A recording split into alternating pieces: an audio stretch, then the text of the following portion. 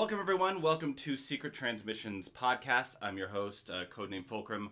Also, you can just call me Nick. And I am super excited for today's panel. We are doing the 40th anniversary celebration of Return of the Jedi. The 40th anniversary is actually May 25th, so it's tomorrow.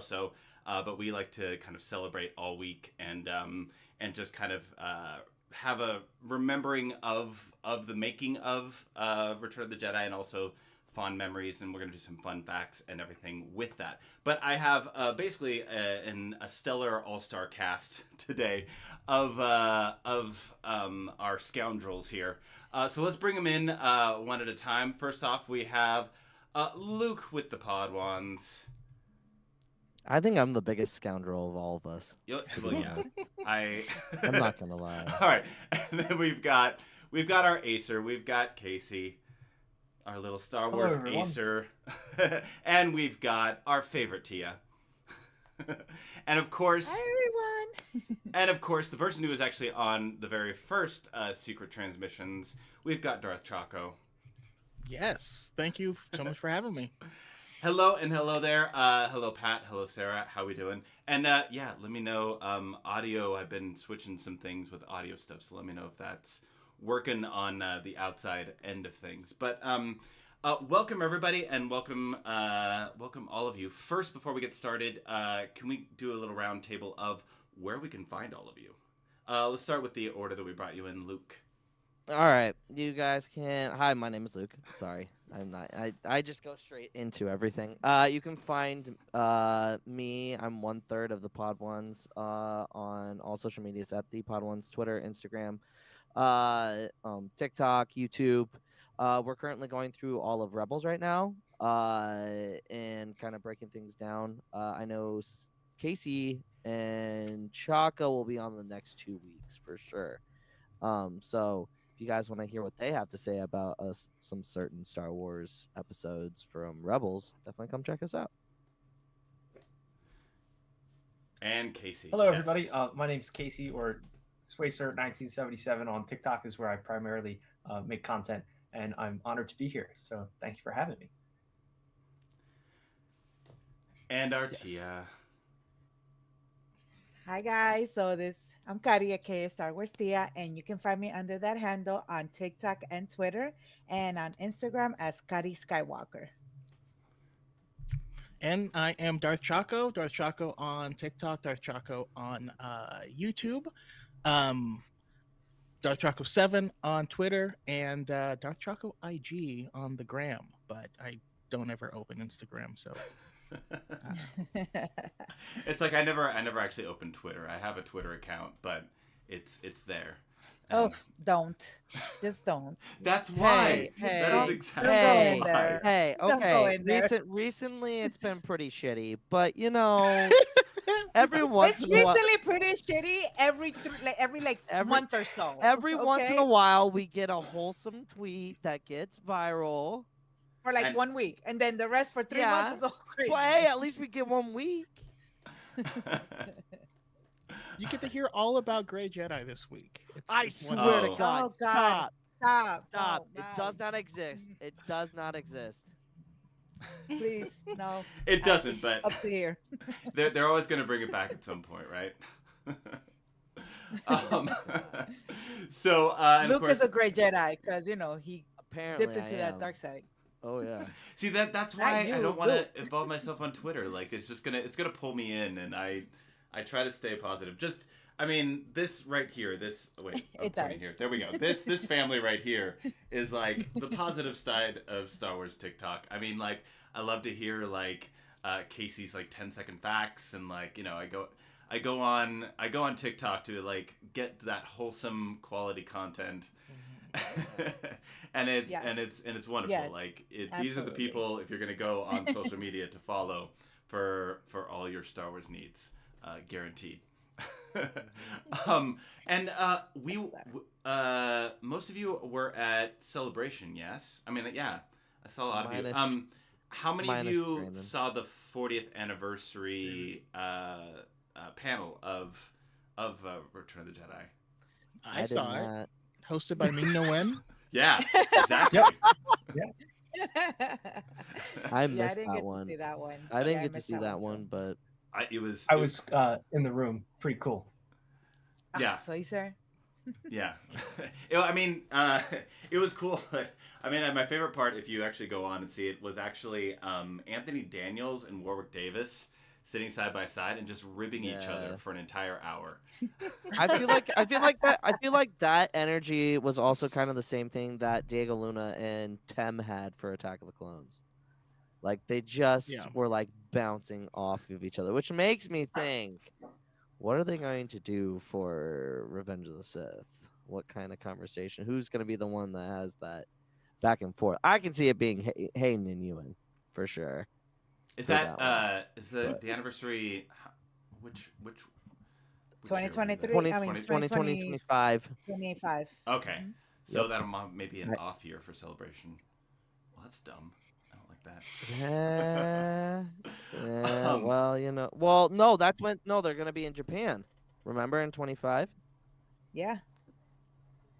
Yeah, no, I've seen the Hopefully, chat. Yeah. hopefully we do get a from a certain point of view, and they don't go. No, you have to wait 10 years. to- No, dude, No. I- Oh There's my only God, 40th no. anniversaries. Not my 30 my or ass will stupid. be my ass will actually be like 40. So I'm not for that. No, thank you. Hey, I'll be as somebody who 51. is 800 years old, 40's not bad. It's not bad at all. That You was- just don't Exactly. know how old I I am. will be 51 in 10 years. Like, I need Yeah. right now. No, Oh, I need I'm those older. stories. Nice. Wait, Nick, you're older than Yeah, me? No way. yeah. My birthday was yesterday, and it was my 44th. Happy birthday. Thank you. Yeah, yeah. Oh my God. Happy- Happy belated. yeah, Oh, happy yeah, that's birthday, right.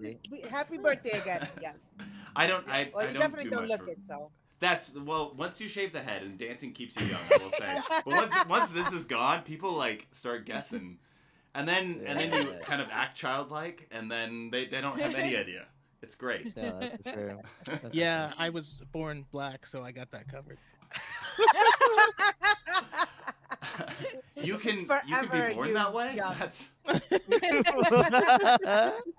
I'm learning a lot of things Forever today. young Choco. Oh man. I want to see. I want to see like you as. I need to see photos of you as a kid. You showed me photos of you from a few years ago, Choco. But like, I want to see early. Young Choco. Yeah. Yeah, it's largely the same. My wife makes fun of me that I look the same, except when I was an infant. For some reason, I looked Korean, but I don't know. I was the You biggest did? baby. I was 10 pounds something ounces. My mom is like 5'2", 5 nothing. Like, I feel bad. Man. Speaking of children, Return of the Jedi. Yeah. Off topic. I know. Trying to Yes. stay on target. First of all, Yes, yes. how many of you saw the Return of the Jedi back in theaters a couple weeks ago? I did. I've seen it. Funny story. In the last year and a half, I've seen it 4 different times. In the I theater? saw it. Oh, because at Celebration. So I saw it at Orchestra, with huh? the orchestra in Philadelphia. Then we Nice. saw it well, I've seen it 3 times in that setting. So I saw it at Celebration, and then I just recently saw it for the 40th anniversary here where I live with Char. So I've seen it 3 times in the span of a year and a half. Nice. I was also lucky enough to see it with the live orchestra, but I wasn't able to get to the theater. Went for its theatrical run the past week. I mean, the orchestra right there. That's That's That's what I Perfect. need. Yeah. yes, absolutely. I saw it twice. I saw it in London, and then I saw it back here in New York as well. I've done Empire Strikes Back and things like that with Ooh. at the Hollywood Bowl with the Ooh, with the orchestra. nice. I've done that, but not Return of the Jedi. One of my Oh, that's rituals just cool. saw Force Awakens with the orchestra, and I was Yeah. like, "That's awesome!" Like, Nice. Yeah. I need Last Jedi with the orchestra. You know, Oh, I that's one of my know- favorite scores. I Yeah, know. I know a whole bunch of people are going to Philadelphia because they're doing Force Awakens, orchestra. I think in June 26th or something around that lines. I think a whole bunch of mutuals are going down to Philly to see that. So, yeah, that's awesome. John Williams is doing another one of his concerts at the Hollywood Bowl in July, and Sarah and I are going. Like this will be my third time Nice. seeing it, but That's awesome. it's all the feels. You I- guys could it's sold see out. All the it. feels. It's not sold out, I don't think. It's the week July. It's look up on Hollywood Bowl. I mean, I just got He's tickets conducting? a couple days ago. It's so it's an entire weekend. I'll have to try because I mean, John Williams he's getting up there, man. And I don't. I Yeah. think he wasn't gonna do it again. I think the whole thing was he was last time yeah. I thought last one was his last time too. So Yeah, but then I saw that I'm like, oh, I need. Yeah. Mhm. I think I was the only one alive to remember when it was actually originally in theaters. I had just turned 4 years old. This is my book from 1983 when I was Hold when I on. was 4 years Hold- old. Hold on. Oh, do you have the same one? Whoa. Hold on. Oh, and it's got all the That is so cool. My mom kept this for me. It's fantastic. Yeah. You have it. So, oh, Luke has it apparently, but went somewhere else. And of course, I collect a lot of the Kenner stuff. So like, There you go, Nick. nice. There you go. I've got my And little you like can tell, you can Luke tell figure. it's weathered. Yeah. It's seen. It's you want it to be weathered though. You want it to have that. Yeah. You read through it. So going back, as far as having seen it in childhood, what are some of your each of your fondest memories of seeing Return of the Jedi? Let's go to the same round table, Luke. Fondest memory of watching it. I'd have to say that Philly trip. That Philly trip was fun because it was like fresh off of Celebration 22, and like a lot of the gang was around, and it was just a whole lot of fun just watching a movie that I had seen like so many times. Return of the Jedi is actually my most rewatched movie. same. I like to fall asleep with something Star Wars, and most of the time I turn on Return of the Jedi, and I'm out before the credits roll, like the before the crawl, which is hilarious. I just never like I get to like Vader talking to Gerard, and like after that I'm out. Like when it gets to like 3PO and R2, like I don't remember anything after that. I'm usually out like a light. So if But, Luke is yeah. acting up and you need to put him out, Yes. just play Yes. the intro to Return of the Jedi, and then the next couple minutes, Yes, he's absolutely. Don't tell Alanis that though. She might use that to her out. advantage. I just sent the message. So sorry. Ah, damn it. Damn it. Casey, how about you? Yeah. So not to go with the same answer that Luke had, but as far as favorite moment experience, watching this film, mine would also definitely be the live orchestra experience, because it really is that. I think all the Star Wars movies are truly an experience in their own right, but when you're actually watching it with the music being played in front of you, like that's just a pretty awesome moment. So that's my favorite memory that I have attached to that film, and like that was recent, just last year. I went with my brother, and so that was really cool. But I can't necessarily pinpoint the exact time where I first saw Star Wars. I've just been watching these, primarily the original trilogy, since I was like 4 years old. So I don't have a pinpoint memory with the first time I watched Return of the Jedi, but it's definitely my favorite of the saga, and also my most watched as well. All right, Tia, what do you got? Tia. What is your So fondest? I think my fondest moment was when I actually saw it for the first time. Because I remember my first time watching A New Hope was when I was 8 years old. With my older cousin just sat all the little cousins down and was like, okay, this is what we're gonna watch. So he made us watch Star Wars. So I fell in love.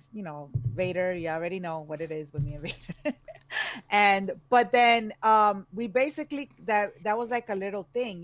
The next like a month or so later, we watched Empire Strikes Back, and then month after that or so, we watched Return of the Jedi, and it was just cool because it was just like an experience with my cousins and my older cousin. That was like our thing.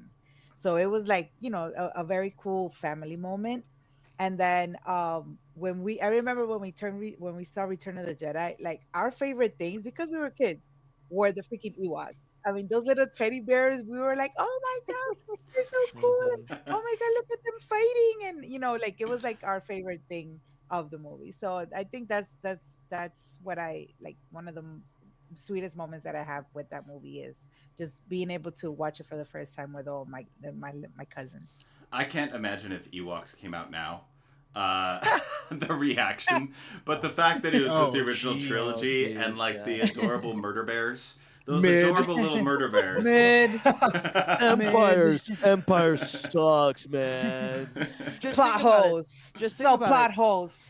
So just think about So many plot holes. because originally it was supposed to be Kashyyyk that they were supposed to go Yeah. to, and not Endor. So, that's always a fun little fact that I like throwing out. And also, Middle Earth.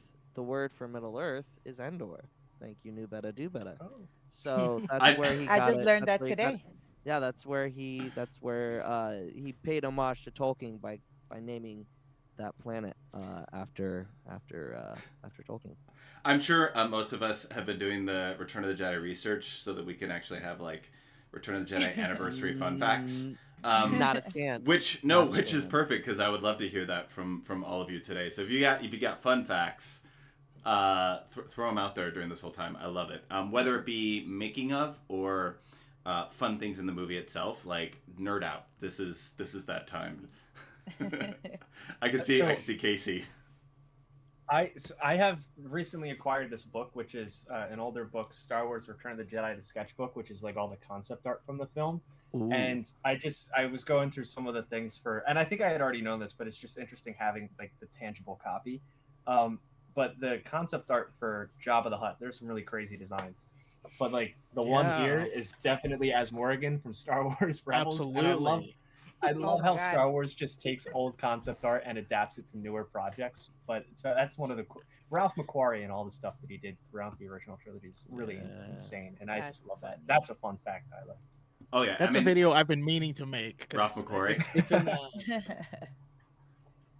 I've got a. the archives Oh book. jeez. The Oh yeah, this you got is the the, big Yeah. book. Yeah. the original got the big trilogy book. archives book, and Yeah. full of so much good stuff in here. I've got seen a- that in Barnes and Noble. I need to get all those books, all the lore books, all the archives. Mhm. I've got a Listen, this one is so much more convenient to have. Then the big one from Oh, the yeah. prequels. Same. Oh, Yeah. Same. Yeah. Yeah. It's That is wild. That is as big as. Oh my The whole goodness. thing. So fun fact about that one, Choco. I got mine. Char actually sent me that book for my birthday last year. Nice. So I have it. So, and just reading all the stuff, especially for Revenge of the Sith, what they had planned, wild. Yeah, there's a lot of a lot of interesting things. I've been able to end a lot of arguments. Used to that. Yeah.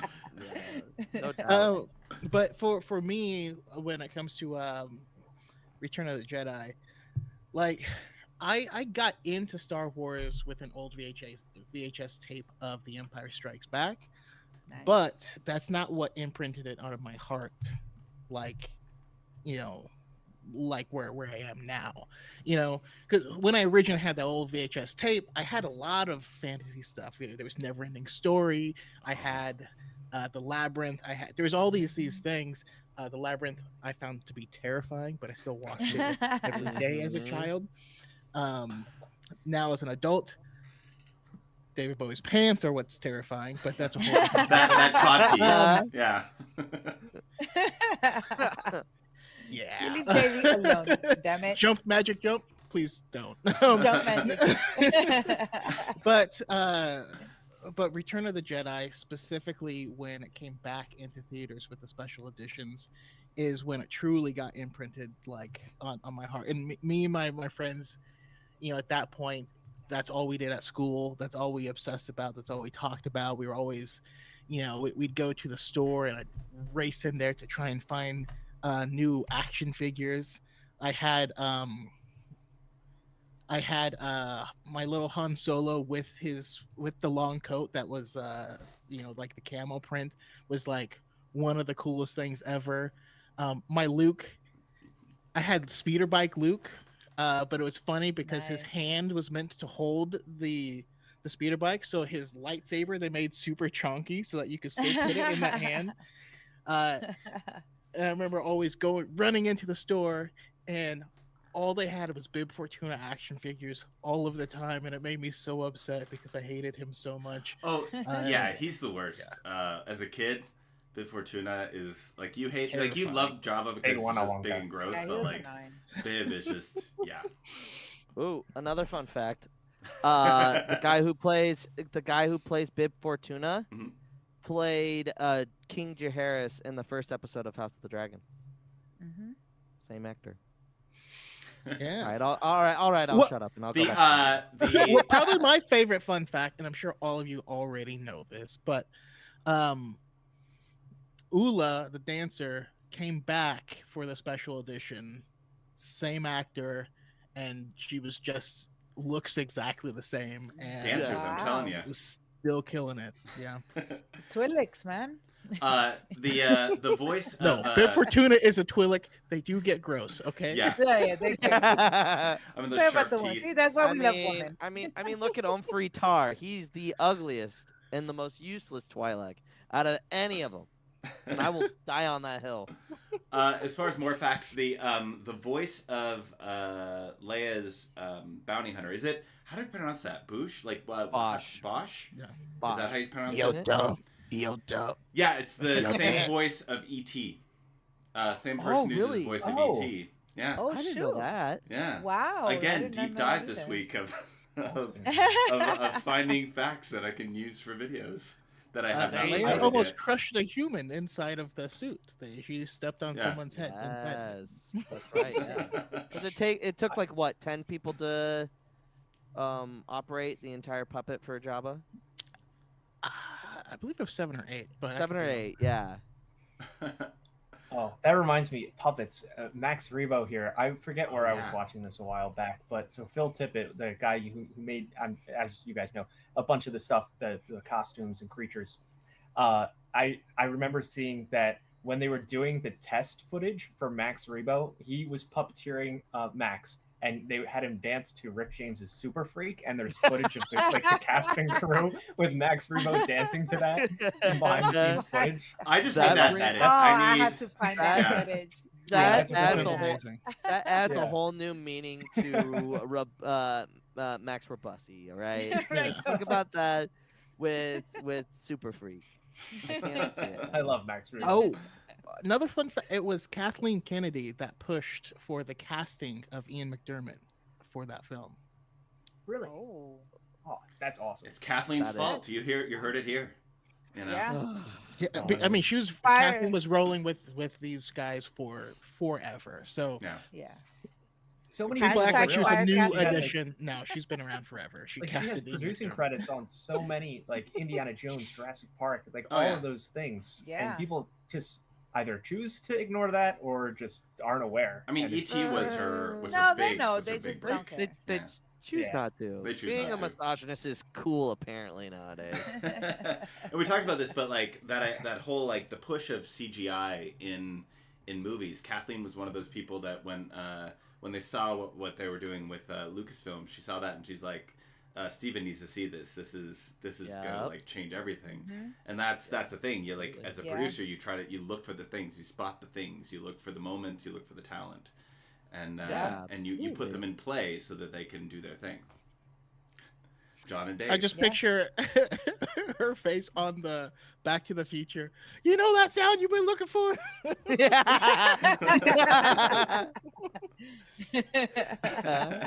That's awesome. That's awesome. I collected some behind the scenes just for fun. I love yes. making of There it movies is. and to see things like this. Yes. But Yes. So and do like I. Tatooine. But this one's to show how movies are really done. There's Boba just on the top of a ladder. That's a little ladder. That, if you've ever been on a movie set, this is essentially like it's all like held together with duct tape. Like they are. That's great. They I are gotta, just I gotta throwing love these. that. They're Oh just my throwing these God. things together. Like they, you know, like that. The whole like if you ever watch like the making of any of the original trilogy, Hmm. like that is movie making though. Oh yeah, So, absolutely. yeah. Oh yeah. I Yeah, love yeah. watching that. Let's see. I want to show one of my favorite deleted scenes. Just because this Oh, one is Luke making his lightsaber. I love um, this deleted scene. It should never have gotten deleted. I had to choose a part that didn't have a lot of music. But Yeah. it's a deleted scene, and this does not hold up with canon on how lightsabers are made and all of that. But it's a super fun scene. So here we go. Oh, there's my. Oh. Join me. Yeah, on the Nick, what are you dark doing to me side right of the Force. My son, it is the only way. Hopefully the I audio is- love it. Hold on. I love it. And then that extended. That There is you go. my favorite deleted scene of all time. I'm not even gonna lie. I might have to play that again. I don't know if the audio went through. I thought I did a pretty good job at doing Vader there. Not to toot my own horn. Oh, I thought that was the audio. No. I thought that was. I was like, wait, that sounds like Luke. Why couldn't a bounty hunter have taken Captain Sen into a more... They just asked me to do the special edition. I mean, you are now going to be Darth Vader's voice. No, Chris is forever. What about Master Well, Now, He's going to rescue Captain I Sen. love this scene, but if it were in the movie We're going to that with horrible how fortress we alone. have been now, Oh, it would make it seem like he built his lightsaber and then immediately put it inside of R2. Like he hasn't actually used it or like really. he lit it once. And he's like, oh, it works. Let's do this. Plot hole. Let's go massacre the entire Jabba palace. Except for Max Rebo, who escapes. That's the important part. That. Ah, damn. But he had no training. No. Oh, I, Jesus. um, No, oh god. So early on in the pandemic, I ended up going to Death Valley and yeah. look for all the Star Wars filming locations. By the way, if any of you ever want to do a trip to Death Valley, I know where all the things are, and I would love to do like another trip with all of that. Basically, like it may like over like a couple days, you could do a lot of that. It's still a lot of driving, but I found them all, so I know where everything is. Hell yeah. Most of it's from A New Hope, but that one scene right there with them walking to Jabba's palace and where there's not really a cave. I mean, they made that for the movie, but like that whole area is I know where that scene is, and I've got some like pictures of like same place where R2 and C-3PO were walking on that. But I mean, yeah, as we've love that. come That's so to cool. Elizabeth. realize, I wouldn't know where that valley is because I never get to that part in the movie because I'm already asleep. So. So thankfully, Luke will be asleep in the car while the rest of us see the sights. Yeah. But yeah, I mean it's a pretty cool thing to definitely don't go midsummer. Hell it's no. Death Oh Valley. no, I'm good. Unless you're but- trying to die. But I mean, You see how white I am? I can't Yeah. do this. No. you're talking to me. I have no coverage at all. So everything from like moments of like the Jawa Canyon of the Jawas coming out and R2 like going down the canyon to the sand dunes with R2 and C-3PO when they just land, those are there. The outlook, not where you see Luke and Obi-Wan and them looking, but the actual like view of Mos Eisley. That view is there, and a lot of scenes like that when the Banthas get on the back. Sorry, the Tuskens get on the back of the Banthas, and like all those kinds of shots. It's all there. That's Worth awesome. it. That's Worth it for a nerd trip. Without going to Tunisia. I still want to go to Yeah. Tunisia. That is on my No, list. yeah. No, that's someday. Absolutely. that's a bucket list before I die. I want to do Yeah. That's That yeah, was- same, Sarah. Sarah, he threw that in there just for you, Sarah. that. Just I put that out there. I don't think I could get Alanis to let me do that. I just have a feeling she would not allow me to do It's not an easy trip to make. But yeah, No. but it's on my list still. Same. That and the Redwood Forest for me. So I'm on the East Ooh. Coast where Oh, I think. yeah. But Oh, Oh, I yeah. would those are on love. East. I would love to do Swayzer, Red we gotta Ghost. head out there for sure. Yeah. Yeah. It's gorgeous up there. I mean, I spent time in like Gualala, which is kind of getting up towards there, and then we drove all the way up. But it's gorgeous. And don't let Parks and Rec fool you. You cannot go from San Francisco to there in minutes. It's like 4 hours. No, it's like you go past Minutes, where 60 people live in times 4. California, and you keep going, and yeah, it's definitely in the middle of nowhere. That's Man, definitely oh. on my bucket list. And of course, like, is it Como, Italy? Yeah. Right? Yeah. Well, Planet of Yes. the Apes lied to me. That's what you're saying. Yeah. Absolutely. No, those are facts. Let's go on a little detour just for a moment, and let's talk about the world-renowned, the famous Force Kick. I was just seeing memes about this earlier today. I love it. I'm still calling everything plaho. I'm a mid plaho. Could somebody horrible explain choreography. what the Force Kick is for those that don't know? I mean, Yeah, it's like The the force push, kick- but instead of using your hand, you use your foot. The force Basically. kick is when your cameraman sets up on the wrong angle. That's literally what it is. Like, that's literally what it is. Hey Jerry, we're gonna have to go back. You were a little too low, and Mark's foot just barely missed the man. We're gonna have to redo it. That's when you see, like, you Far in. hear George in the background, like, how much will that cost? And then he just goes, Force Kick. I have declared it Kick. is now a Force Kick. Yeah. I don't have a And you good got George Boba voice Fett yet. just but- flying like a stick, but unmoving in Yeah. the background. I love the complaints of the tale of the Book of Boba Fett, like, oh, they did Boba Fett dirty. When, like, first of all, there you go. Have you Second of seen- all, there Yeah. you go. They haven't done Boba Fett dirty for 40 years. Okay, but my favorite is I'll have to I'll have to find. I don't know how quickly you can put a picture up, but the picture of Boba Fett without the helmet inside Yes. Jabba's palace, where Oh, he just yes, where he yes, just yes. looks like an accountant, like, that's just like LARPing somewhere. It's like my favorite. It's like my favorite thing. I love it so much. That You is see him so with true. glasses and his little like 70s porn Oh mustache. my god! Jeremy Bullock just like, Oh my god! Like, it's tax season, It's- Jabba. yeah. You owe me a lot of money. I've come to collect. Oh my god! Yeah, dude. I love it. The- Well, the Force- honestly, like, because I doing the rewatch when we did it in London, I was laughing the whole time. I was like, this movie is so ridiculously awesome, but it's so ridiculous. Like, Oh. how are people complaining so much about the new stuff when the Return of the Jedi has some of the things like, wow, what were they thinking? Why would they put that there? Why are they saying that? But I love it. That's because that's what made it, such an amazing movie. That's the little stuff, the little, silly stuff that we love. And I love so Harriet's saying in the comments that surprised that George Lucas didn't fix the Force Kick in special edition. Of all the things that he put in with that, he didn't fix the Force Kick, but like there's a whole musical number. He put an entire musical number, but like that's good, Force Kick.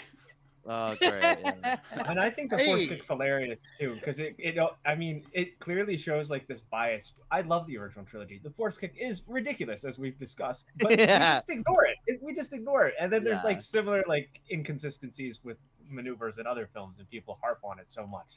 And then like the Force Kick's like the most notable one, and Or- it's just or- funny. It's so Or- noticeable. It's Or we critique a character putting another character in a trench coat and acting like the world's on fire. seriously. and that's the thing I love, because it Yeah. is so campy, and It that's part of what makes that's part of its charm.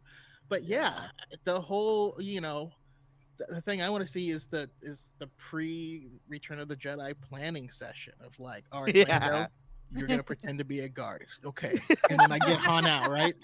No, you just stay there.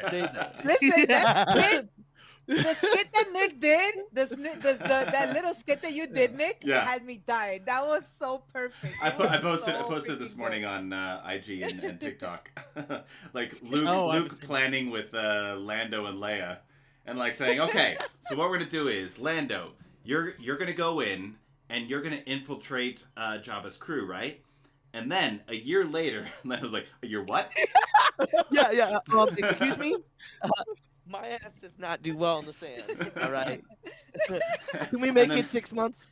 And then Leia's gonna come in and thaw out Han and rescue Han. It's like, why can't I just do that while I'm there?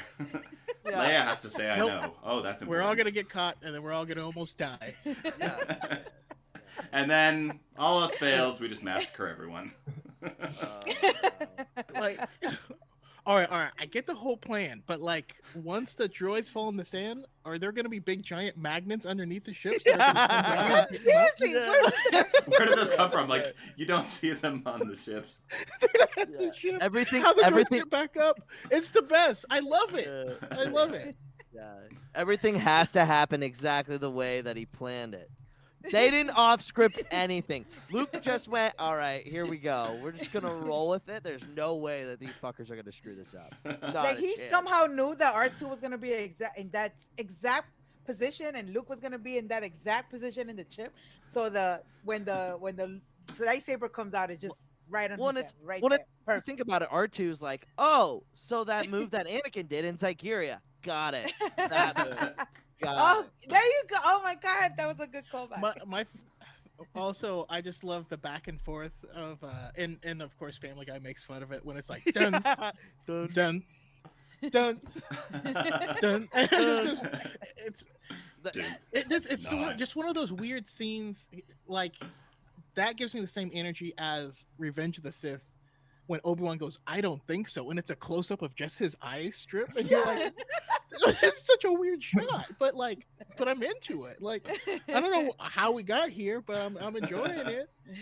I mean, it's funny just seeing the original how many like other shots they had to use to like fill in like the it's like well, we're gonna use R2 turning his head in the Death Star for every scene now.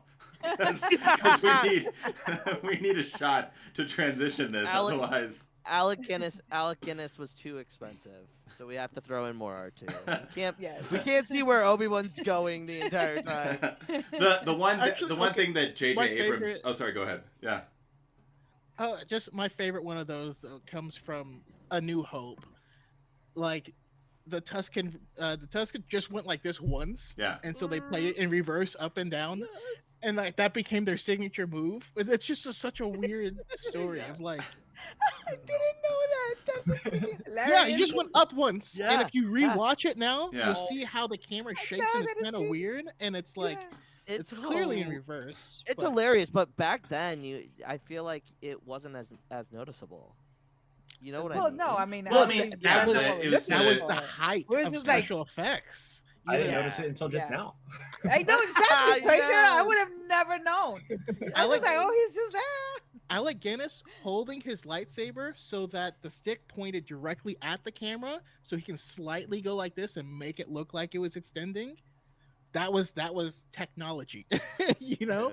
Like he had to hold the pose so that they could wasn't that exchange a weird the lightsaber thing. I always thought the way he was holding the thing, I was like, why is he standing so weird? Now or like the doors opening and closing really fast, like that. Those weird shots where they have to like speed up the film and like just have them like hold that. But that's why movie making is so cool. It's so makes it. It's a feature, you know. Yeah, I mean, if there's the Spielberg film about kind of Spielberg that just came out. Why am I going crazy? It's him as a kid, right? Yeah, it's based on him. I watched it. I don't know why I'm going crazy. Fablemans. Thank you. But the whole thing with that of like, you know, he made a little student film type of thing, and like in order to like make like gunshots, like he like just poked holes in the film so that when it was projecting, you see like flashes with that. It's like things like that they were doing with Star Wars. Oh in the original wow, trilogy. that is really cool. Like it's that kind of like old school thing that they had to like bring in for Yeah. some things. I love That's it. so I badass. love that aspect. All right. Let's. I'm just gonna show a couple more pictures.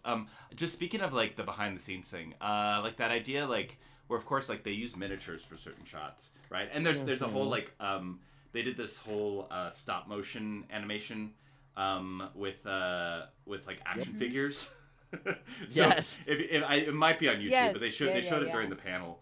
But just the fact that they were able to like, okay, they have miniatures, and of course they have like green screen with people, and just like how they were just able to utilize that. And this is old school. This is just like at the height of this starting, or sorry, not the height, the beginning of these technologies, like pushing out there, where you can actually watch it and like it doesn't feel, except for like one shot, it doesn't really feel like they're in front of the green screen. There's the whole like the backdrop with like Lando and Han at the end, where he's like, you know, I have a not a scratch.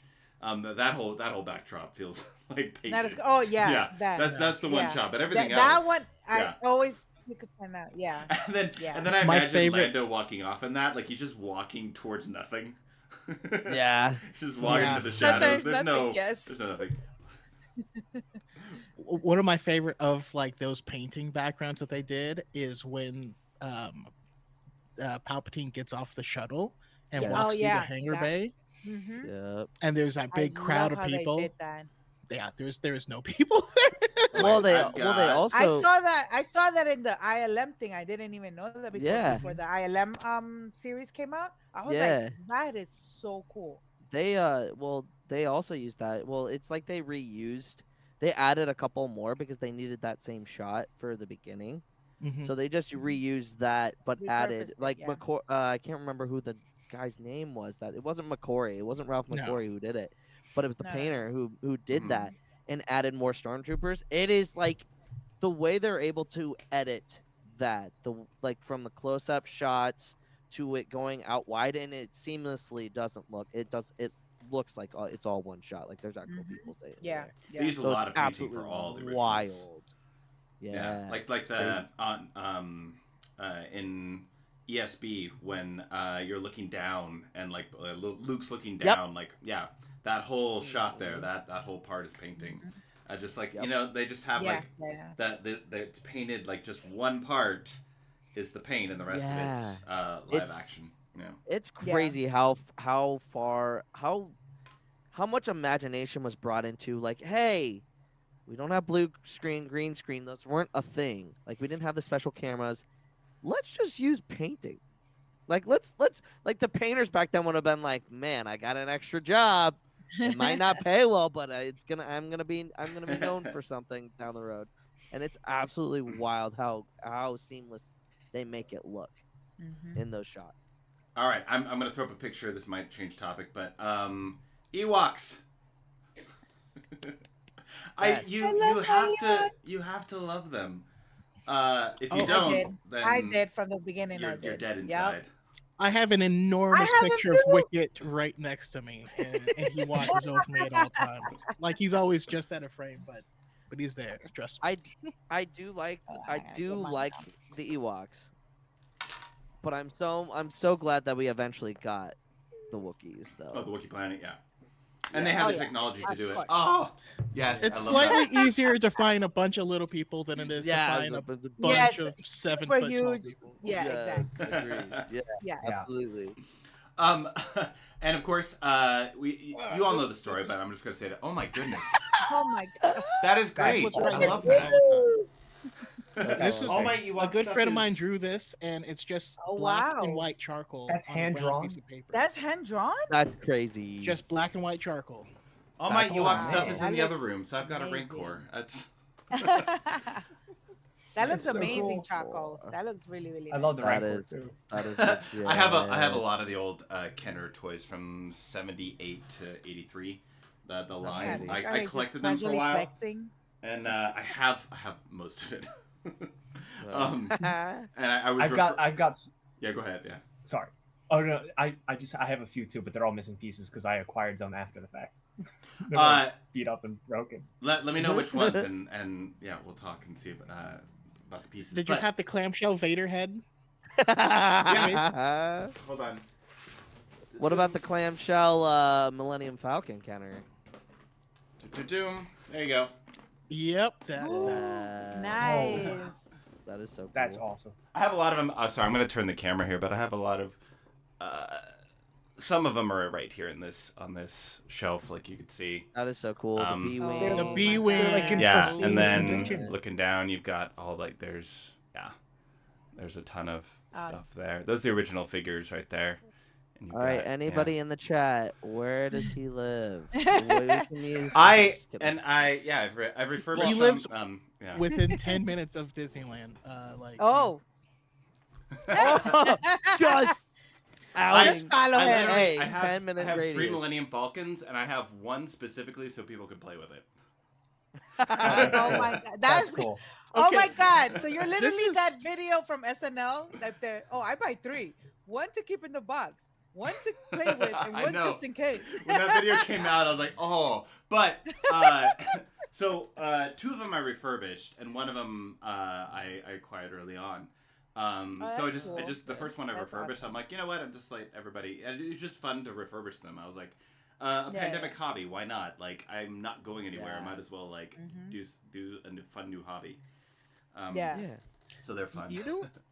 Okay, this is completely off topic, but there's something Oh, that's been here we go. bugging me this whole time. Here we go. And it's that Swacers Max Rebo has a belly button and it freaks me out.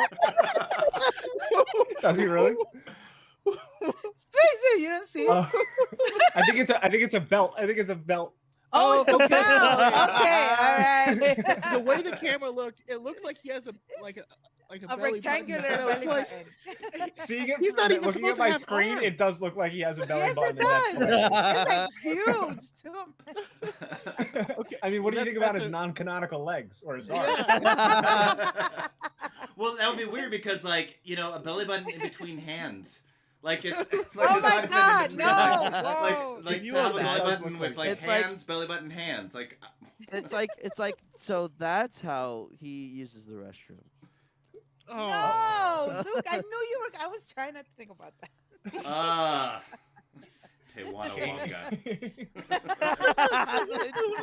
And then Spacer turns him around.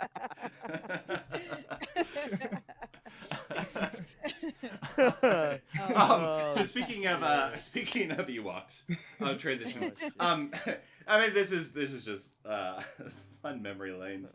But so Warwick Davis, of course, was not going to be the original Wicket.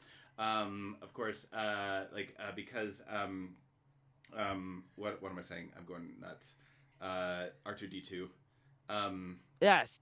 Damn it. Me I can't Davis. remember his name. Yes. Yeah. Is that he was sick, and of course they got Warwick, who was 10 years old, I believe, at the time, somewhere around there. But this is the picture where like just living his best life, right there. Oh yeah. Just Him. living best life. There's an entire. How does it feel to be living my dream? I know. Dude, I mean, look at him. He's just straight It's like, vibing with I'm Carrie. in Star Wars. Carrie I Ra- love it. Yeah, I'm in Star Wars, and Princess Leia Yeah. is touching my shoulder. And that's but he was already a Star Wars fan. Yeah. And Yep. then he got to be in Star Wars. And then that just made the rest of his life shoot off like a rocket. You know, like Oh, yeah. Oh yeah. I thought it was really cool how Warwick was able to return for episode 9 for that brief scene with Yeah, his son with his playing son. Yeah. Wicket's son. That was Oh. And if you haven't seen it, you can find this on YouTube. Is they did a whole special on like I think it's called like Return of the Ewok or Return of something, but it's with Warwick, and it's him like trying to get into Star Wars.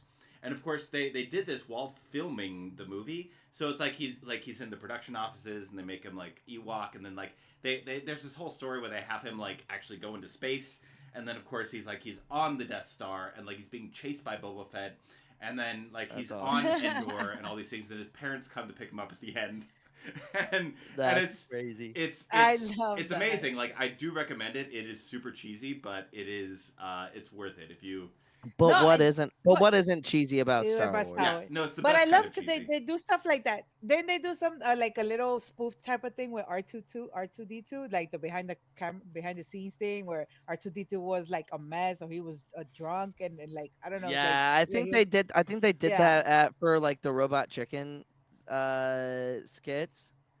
Like they had R2 like just be a complete asshole.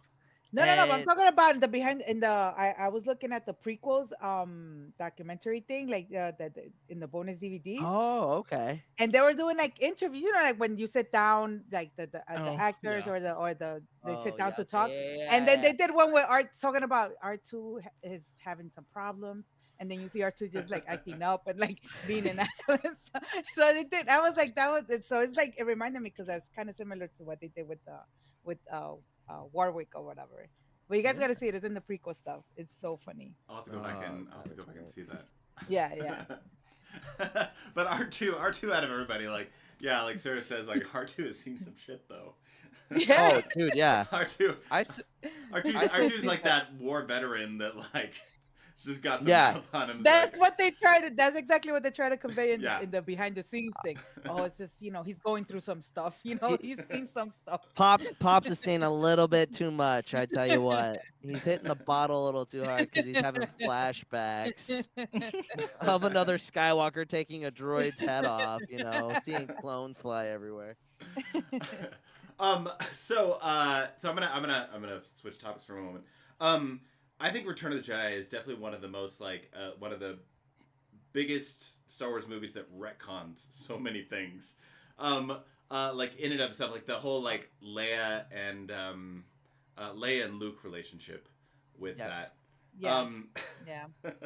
And to this day, like Mid. Leia's description of Leia's description of her mother is still like they're like they skirt around that. They're like we're gonna skirt around, never actually deal with this, but we'll like hint over here, but we ain't touching that.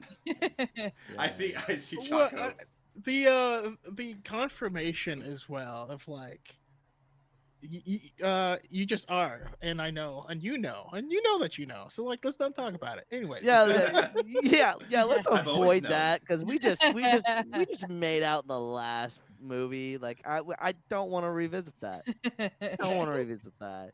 And the fact that they But that's Han plant that. Solo's face that when he like finds out, he's like, oh, Oh, okay. Something's going on. Like I oh. remember a couple movies ago. Like Man, you didn't just make out. You didn't just kiss her once, but you kissed her twice in a span of 3 years, and you didn't know. I want to say she kisses him like 5 times. it was yeah. Well, I there was guess still from- Empire Strikes Back. Yeah, there were a couple. From Yeah. Han Solo's perspective, he was frozen shortly after he saw that happen. So that's one of his fresh Oh, memories. it's I like guess, Yeah. with- super core with memories. love. You're right. Yes. That's right. Oh my God, you're so right. Ugh, He probably has a question that he's afraid to ask. yeah. He's like, let me just. They're brothers. Something good. gone for a... Oh, frick. Luke has powers. I don't want to mess with him. It's all Yeah, good. yeah. I'll leave. Don't worry. I'll just get out of the picture. In the writers' room, whoever was like, wait, what about the first 2 movies? You know what? Let's put in that and circle back. Yeah. We'll explain that in the next 3 movies in like 10 years, 15 years. Oh man, but I mean, growing up, that didn't occur to me like at all until I got older. It's kind of like, yay, they're brother sister. That's fun. Like I was 4 years old, and then later in life, you're like, oh. Ooh. Oh. Yeah. But then your brain does the same thing the writers' room did. You go, oh, Yeah. it's fine. Yeah. It's No, it's fine. fine. I went to go see Empire Strikes Back in the theaters for the 40th anniversary. And when I got to the moment when they kissed, everybody in the theater was like, ew. It's just like, what in the fuck, man? George, you sick Oh, man. bastard. I Hey, mean, man, that's one way to end a love triangle, though. yeah, that's Right. true. Thank you. Yeah, that's true. I mean, That's there was very almost Game a of love Thrones of triangle in him. There was almost an extended love triangle in Empire Strikes Back that they cut out. They cut a lot of that out and just leaned into Yeah. the Han and Leia thing. So, Thank God. Everybody who says like George had this like huge plan ahead of time, like he was winging a lot of stuff still. Like Oh, he had basic ideas, absolutely. but like there were certain things like, oh, Vader was always Luke's father, and this and that. It's like I would not be so sure about that. Yeah, especially if you just watch deleted scenes and the guy's like, "Oh yeah, I know your dad." Yeah, Yeah. wasn't The it fact that I it think- wasn't planned out makes it the surprise and reveal Yeah. so much more intense Yeah. because no one saw it Yeah. coming. Yeah. Hey, didn't Mark say that he was the only one that knew? Him and James Earl Jones were the only Yeah. two. Yeah. Well, Yeah. well, obviously, Irvin Kershner and George were the only 4 people to know that Vader was his father. Mhm. I love the story because like when Irvin and George told told Luke, they're like, "Okay, right now only we know. So if anyone else finds out, we know it's you." And to have to act out like when the actor's saying something else, David and then Prowse, you have to yeah. act like it's the father thing. It's like, Yeah. no, that- Obi-Wan killed your father. No. Which if you well if you think about it though, that would have been just as devastating to Luke. So I mean, it makes sense, but the father thing is The even hermit he better. knew for a day, and then like when the hermit is offed, and then like Leia's planet had just blown up, but she comforts him. Oh God, Like, yeah, that's another. he's got some major grieving issues there. Oh. For the one day hermit he knew. I mean, And there was even some conflict there too with David Prowse not being informed Okay. on that, right? Mm. Yeah. Didn't he express some like distaste that they didn't inform him? I mean, he I had a feel lot like of I heard that distaste somewhere. with a lot of that, with like James. Yeah, there was a lot of Jones stuff behind the replacing scenes and- there, but Yeah, he Yeah. kind of Well, started he- to give up on the lines. He chose. It's funny because he had the option of being Chewbacca or Vader, and he chose Vader because he's like, "This will be a lot more memorable because I'm the villain." And that's And not how then- it played out. Well, and Yeah. also, he well, and they also was picked memorable, him. but yeah. Well, and they also picked him because because of his bodybuilding and also he was a fencer as well, and they needed somebody that could still do the stunts and the saber fights In the armor. Yeah, in the I think armor, yeah. Return of the Jedi was the only real one where they brought in another stunt person for a lot For of Vader? for some of the fight scenes. Yeah, they did bring in a stunt person for Interesting. Return of the Jedi. I was looking. Oh at that. wow, I didn't know that. I didn't think he really needed it for most of the first two. No. No, the third one, yeah, there was way more fighting. Speaking Well, of, I mean, oh, how sorry, much go of it was not needing it, and how much of it was his arms could not go past here? Yeah. Like he complains about, like he literally couldn't lift up his arms. So that's Yeah. Mhm. ahead. I mean, there's so much edits when you go back and like watch A New Hope, like where Vader's saying something, but like his hands are like doing something else. Oh, Jesus. Yeah, they made There's a a good whole move thing on with like that him one. talking to Tarkin and like, and he says something and there's this weird awkward silence and he does this like this hand motion. Yeah. Like if he'd have known like what all the lines were gonna be, yeah, he would have acted a lot of this differently. Speaking of Yes. which, Yeah. next week, just to put this out there before everybody tunes out at some point, is that so the person who played Darth Vader, I don't mean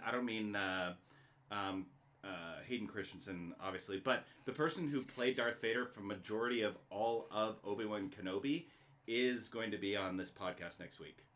What the hell, man? oh So, wow, his Oh, name, his name is nice. Demetrius. That's so cool. And he, like he had another stunt Demetrius, person yeah. that did some of the other stuff, but he did majority of the scenes of all the acting of all the shots. Like he basically Mhm. was Darth Vader. So Demetrius. Why are you living my dream? Stop Congrats. it. Well, it's so. It's just casually flexing here the whole entire. You know somebody. It's Christina Bubafett, who Yeah, that's right. Yeah. who knew him. But then I also found out that Pepe, who I had on a few weeks ago, also is friends with Demetrius. It's a small world. Like I've got a dance is friend so cool, and a Star man. Wars nerd That's friend that really both know cool. this person. So that person's gonna be on next week. I just like when we're talking about David Prowse, Darth Vader. Basically, he is kind of like the David Prowse, just less bitter. Yeah, yeah. Yeah. about it. now. if I was Dave Prowse, I would have been real bitter when they brought in Sebastian Shaw. Yeah, yeah. Oh yeah. Wait. That was yeah. I think that's even worse because at least okay, the voice fine, whatever.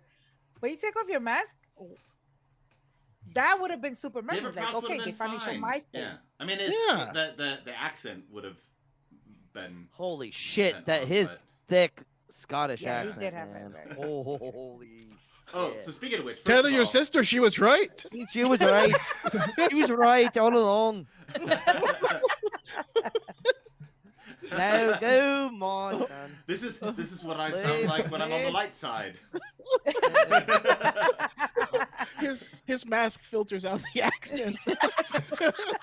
Then Well- ever since then, canonically, like if you're on the dark side, you got one voice. If you're on the light You side, got one. No, but I'm thankful for that because then we wouldn't have had Hayden. So because Oh, they yeah. they would have had to got somebody with a freaking Scottish accent. And Okay. I did not want to hear Hayden with that. So let's dive in. So we got the scene. Oh, There's there Sebastian you go. Shaw, not David Prowse.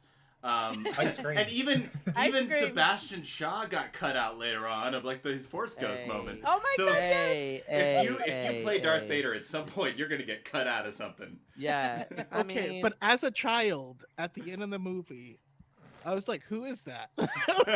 yeah. Yeah. So now it makes sense. So now it makes sense though because I love George's. Yes, did they just have Hayden at the end of Revenge of the Sith just basically be like, "Hey, we're gonna do some shots for Return of the Jedi. Do you Mhm. mind just doing this?" Like, yes, that's interesting, but the way he talks about why they made that decision, because it is the last true moment where he is fully good. Mhm. And it makes sense because like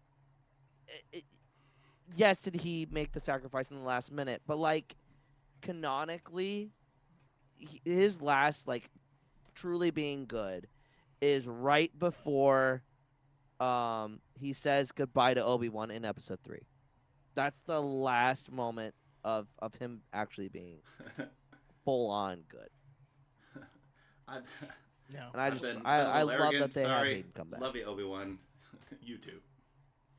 Oh, don't But yeah, don't- as far as like the don't- David Prowse don't- thing, don't do that because no, Brooke was saying in the comments about like Pedro is like the people who with Mando that stand in for Pedro. Like, Yep.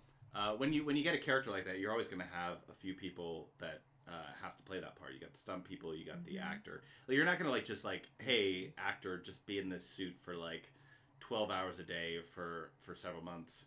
Nope. You gotta, yeah. Yeah. But it's a whole crew that kind of creates that character. Mhm.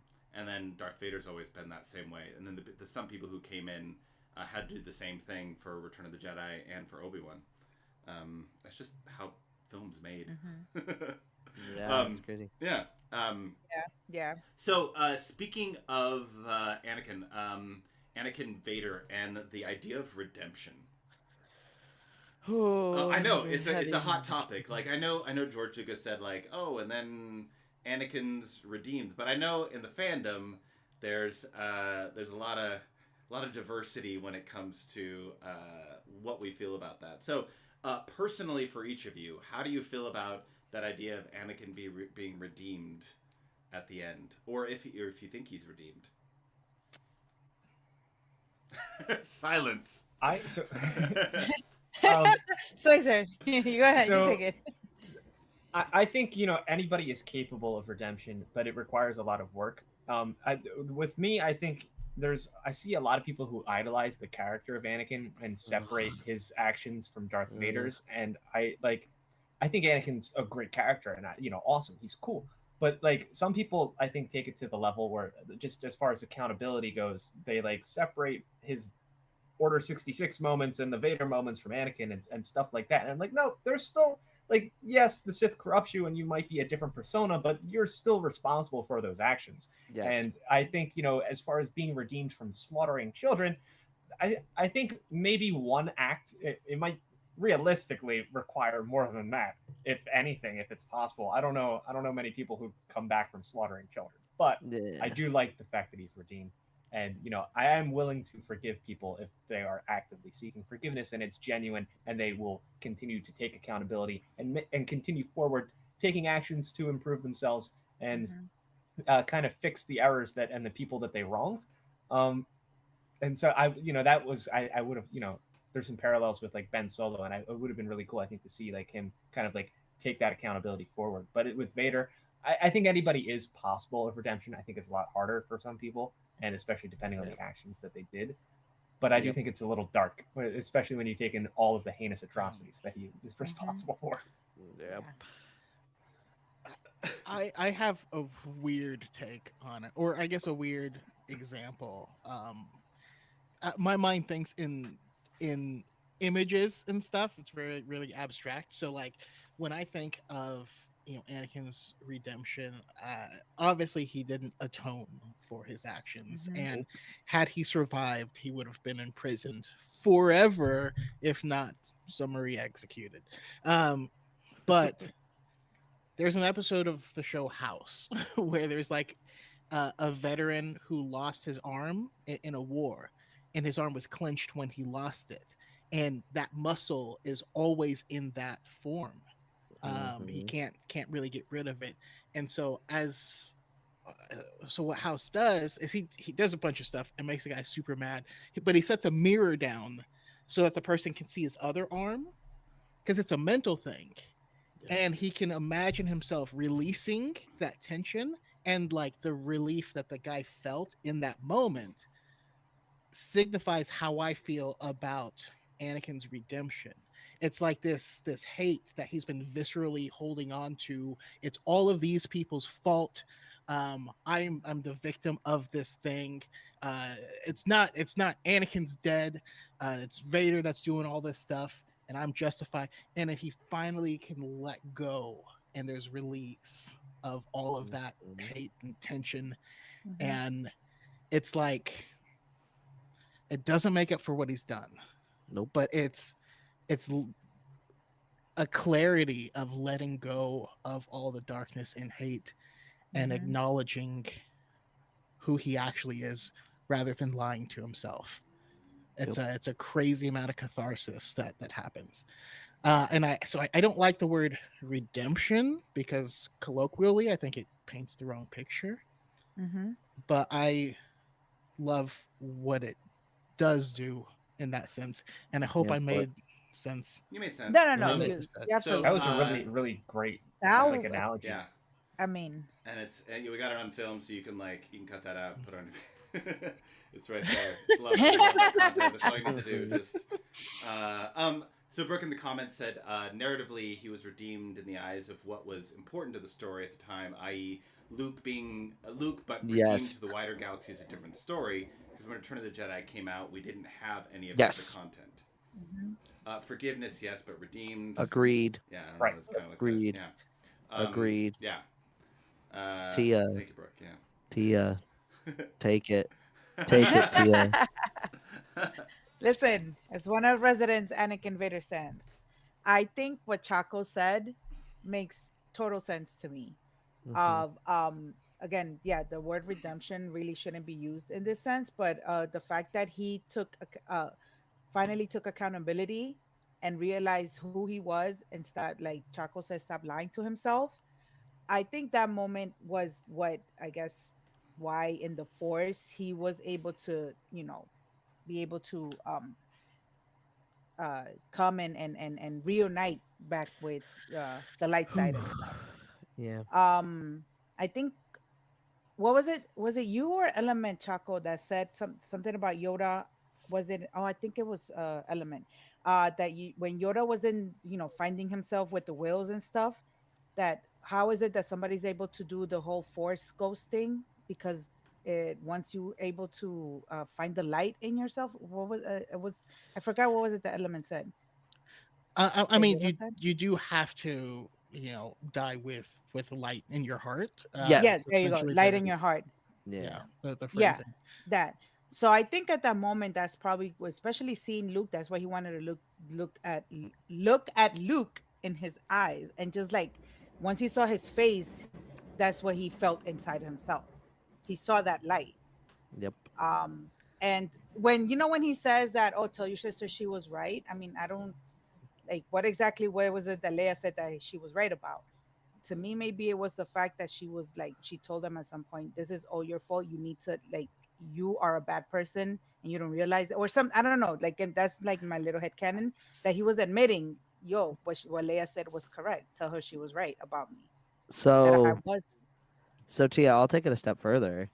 Mm-hmm, So, in the context of the movie, she talks about her mother. mm-hmm. That could also be what he is referring to. Tell your sister she was right about her description of Padme, because remember, that's probably something that he's very much thinking about.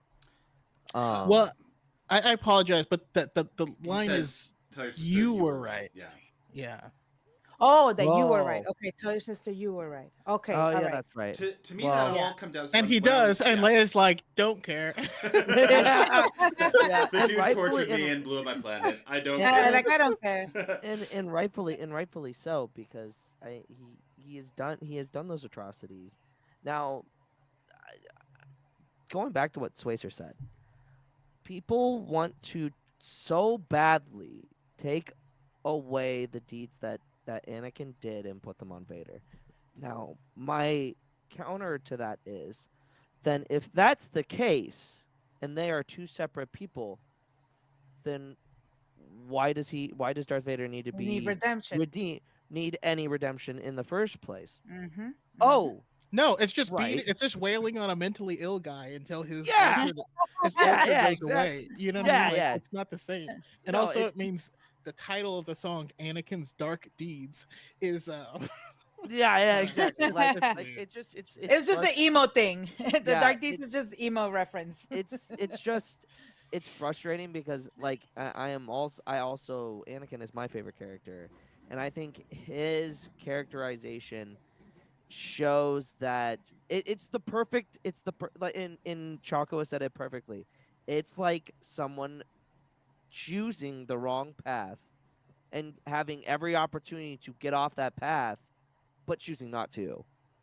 And I feel like that is so much more realistic in a character than a lot in Star Wars that we can see. And it's very reminiscent of a lot of things that people tend to, because they everybody knows somebody that has done something or choosing the wrong path at one point or another. You know what I mean? Mhm. So it that's the frustrating part about that conversation, is that we give him that moment. If they were two separate people, then why even have it? Uh, Mhm. to me, growing up, it was always a love versus hate thing. And this is before prequel time. Mhm. The fact that Darth Vader like let hate be what controlled him, that fear, that anger, the hate. And then at the end of it, love won. Like love Yeah. is the thing that his love for his son is what won in that end, and that to me was always the simple, like very nice storytelling aspect of that. That of course this is all before the Chosen One prophecy and the like understanding the Jedi a bit more. And for me now, it's a bit of that, but also that Anakin, Anakin, and not Vader. Anakin was finally able to put somebody else first. Yes. Where all of his choices were all about him. Like he couldn't let this person die. He wanted power. Yes. He needed this. And this is the first time where he's like, my son needs me, Mhm. Yep. and I will sacrifice myself for this person versus doing what I need. And granted, like in that there is a selfishness too, but Yeah. to do that, but it's from that good place. It's not. But he also It's is not. Yeah. yeah, but he's also able to let go for those that you are afraid to lose. He finally does that in that moment as well. From what Yoda says in Revenge of the Sith, he finally gets it. He finally gets it in that moment when he's like, "All right, I might be afraid to lose Luke, but I've got to do what I can for him." That as little well. green dude was right. Curses. Dude, I hate admitting that because I just Yoda, he's the man's had some of the knowledge, but didn't have some of the knowledge at the same time. Damn. Or maybe Vader just did it for the same reason that he turned to the dark side with Padme, because Yep, love. love. It was The just power a of love selfish can love. be. Yep. But that's So you know what? Now I'm gonna. It's like things. now I'm gonna just turn back to the light because now I need to save my son from dying. Exactly. I mean, that's me with Yeah. Padme. It was more obsession and control at that point. You know. Mhm. Go ahead. Yeah. Sorry, my friend was for trying to say the same thing. Like when he was like, I can overthrow the emperor, and then we can do his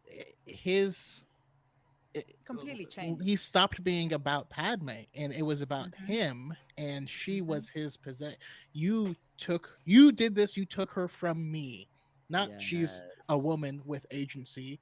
Not I'm Mhm. going down a path she can't follow. No, she's mine.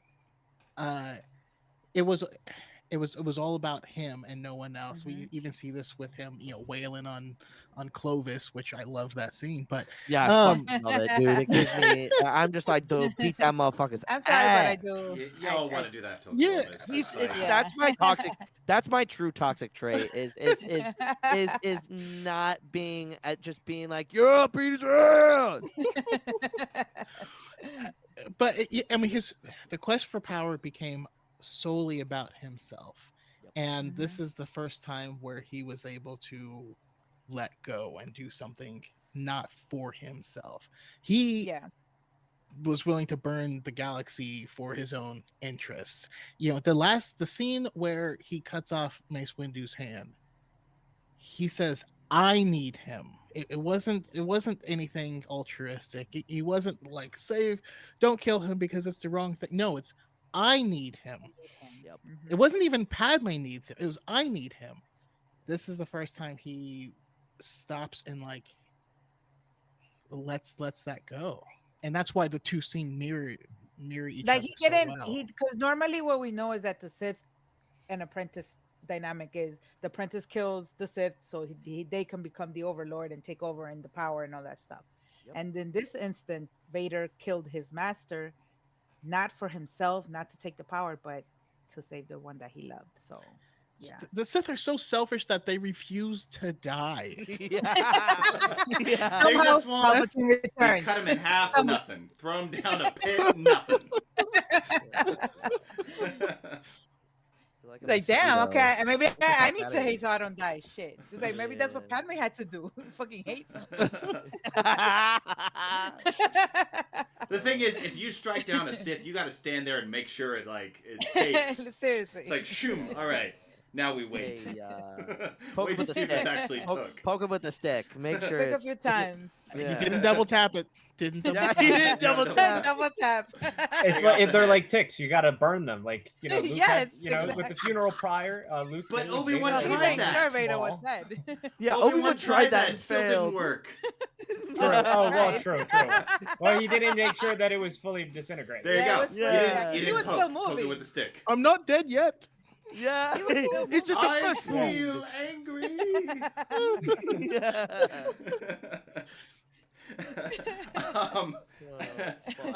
And their original story concepts of Luke possibly turning to the dark side. At least that's kind of the story of that was one of the ponderings at the end of Return of the Jedi is that Luke might turn to the dark side at the very end and walk off. I don't know if that's actually true. Those are just like the stories that I hear with that.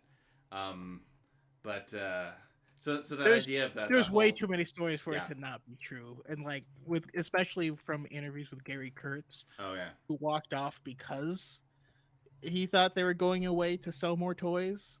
Yeah, Oh. Oh, of making okay. it the happy ending. yeah. Interesting. Yeah, because in the original script, he was supposed to actually kill Vader.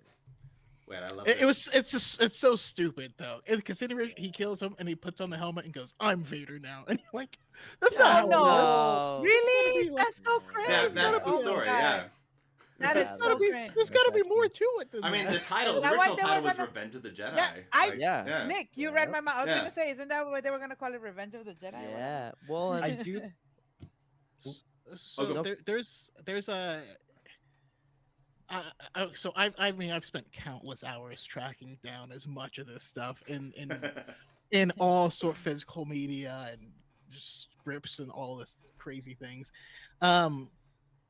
But there have been interviews where Gary Kurtz has talked about what the original ideas were, and it was the reason they said that there is another as in another hope was because there was a whole nother story, and Luke.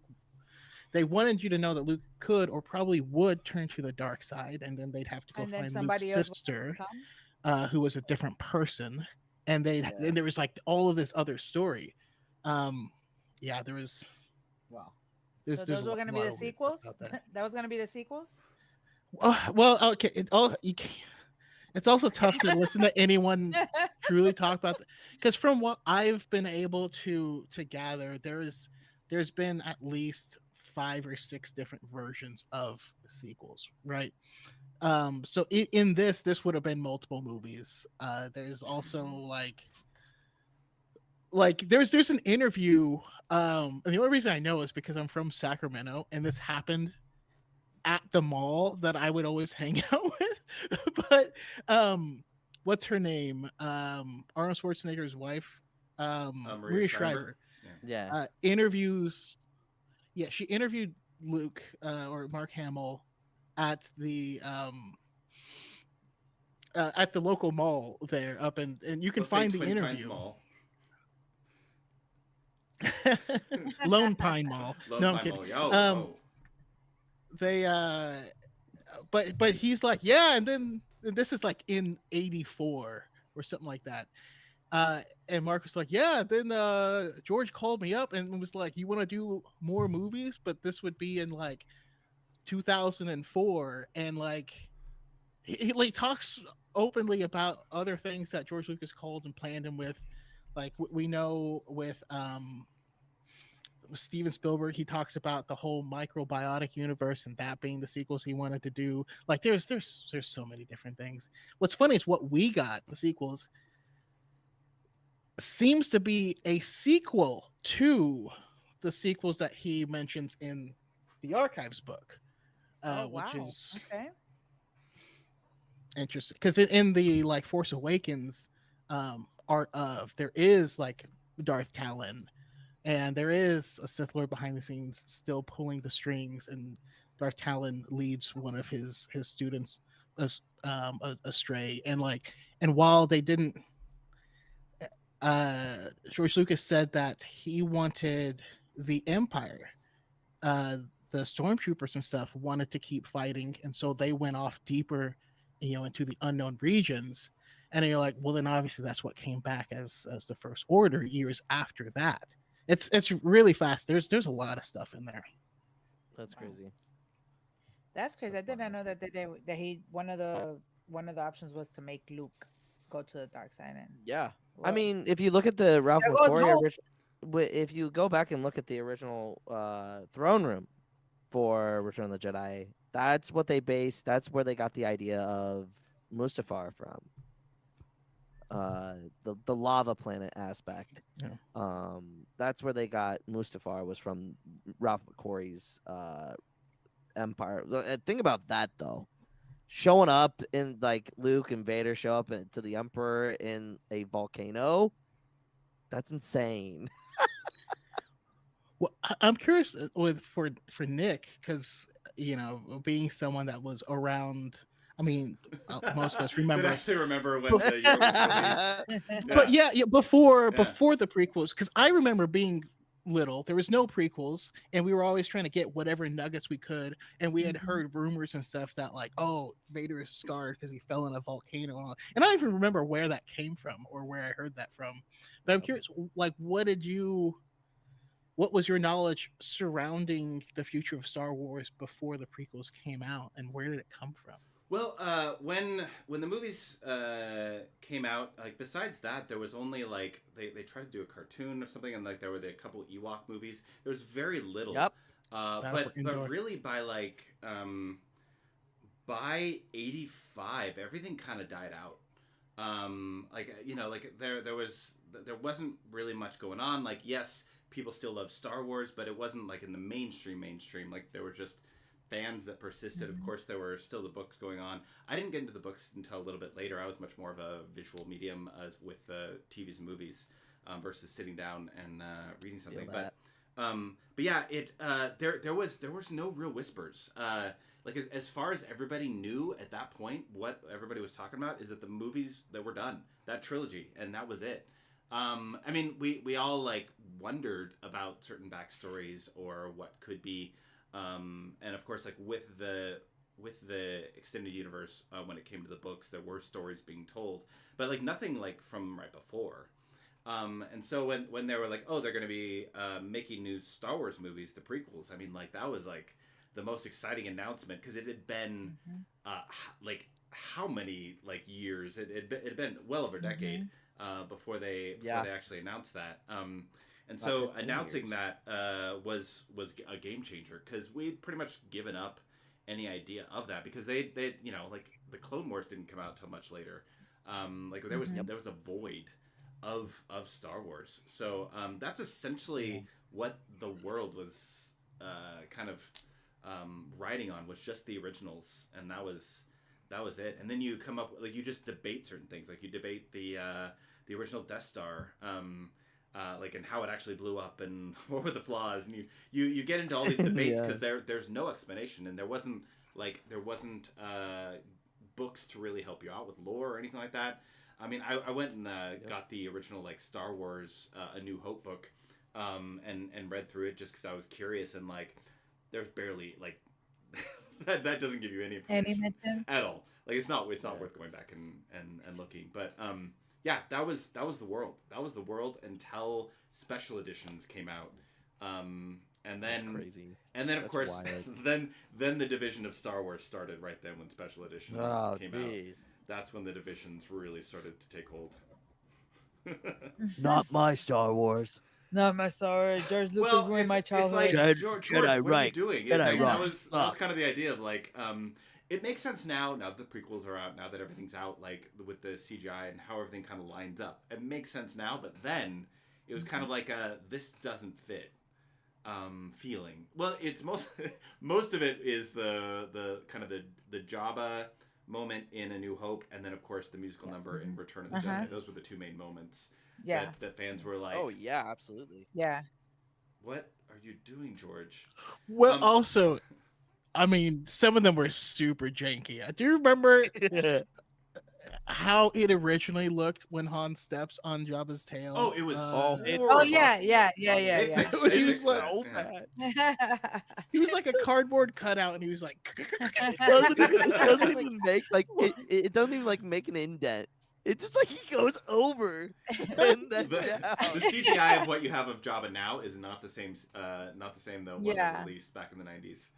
Oh no. Even in A New Hope when Obi and Luke get to Mos Eisley, and you see the digital freaking animals, alien species that they put. I was like, oh my god, that is like so. It looks like two completely different worlds. A space dinosaur slowly walks across the whole camera for like a full minute. And you're like, one of the coolest things though is they put. Because the books had gained popularity by that point in time, and so George actually agreed to put the Outrider on Tatooine. So you see Dash Rendar's ship take off in the special editions. I think that's super cool. Yep. Yeah, as much as he didn't acknowledge a lot of the books, the fact that he did some nods like that here and there, and of course Dave helped with that in the Clone Wars, but. What were you gonna say? Sorry, I interrupted somebody. Oh, I was just talking the space dinosaur thing. I forget the name of them, but on the Battlefront 2 Tatooine map, they're all over the place. Yeah, they are. They're cool. They really are. Oh, man. It's just what's funny to me is the fact that people complain about why are they putting CGI in my original trilogy movies, and now people are complaining of why are they not putting CGI? Why is it all practical effects? I'm like, oh my god. Why is What Hera is not it? CGI? Scene Like, 42 or whatever. Ugh. Oh my god, Um, the hair thing was just. Oh, brutal. I'm like, What? Twilight. Because they're like, how we go from this to this, and I'm like, it looks the same to me. Am I crazy?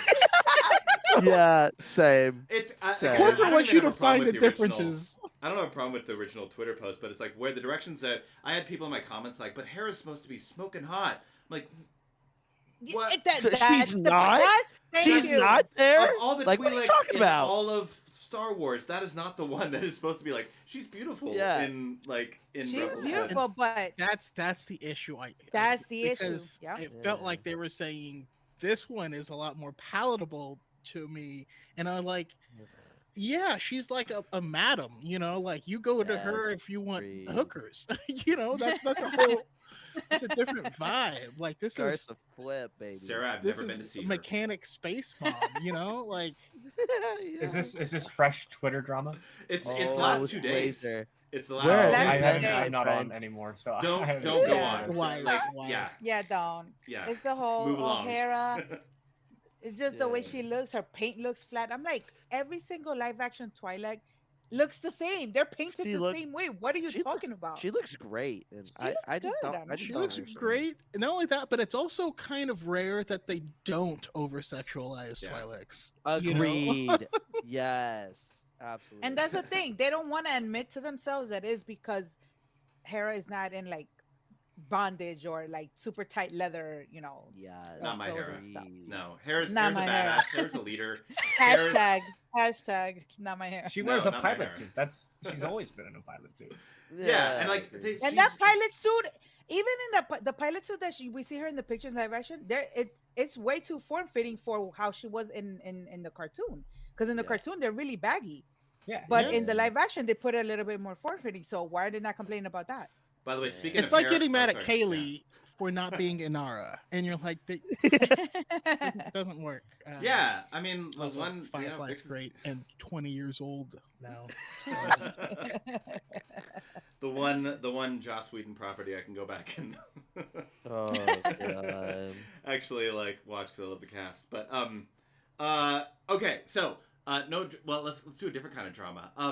The different Oh. endings of Return of the Jedi, victory celebration versus dude. Yub Nub. Not- Don't Victory- even victory celebration victory, is sorry, the victory. best thing to ever happen to that movie, and I don't care. To Paul come from my neck, I don't give a shit. I to put this out there is that in the grand storytelling of everything, victory celebration makes so much more sense.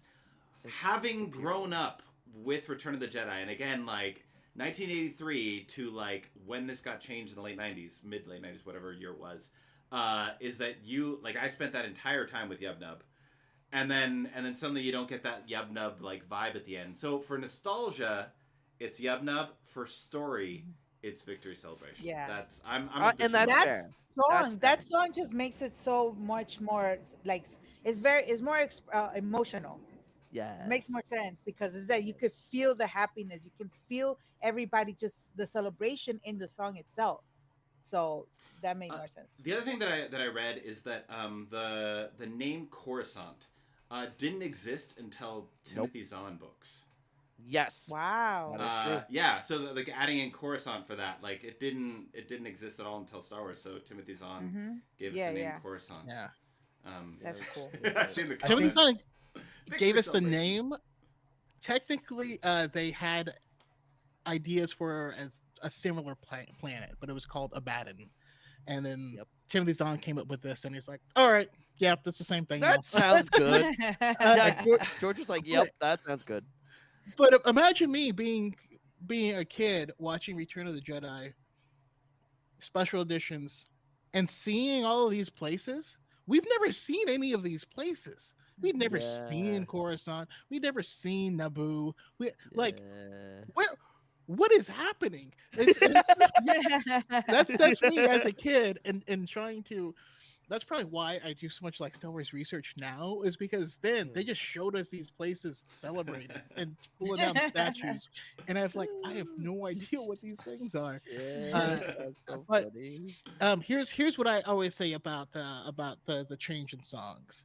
As a musician, the bass line in Yub Nub slaps. All right. Okay, it does.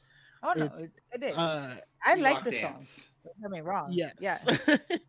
But Victory Celebration is the victory of the galaxy. Yub Nub is a celebration of the Ewoks, Yes. and I like that. it's a lot and I consider it to be diegetic.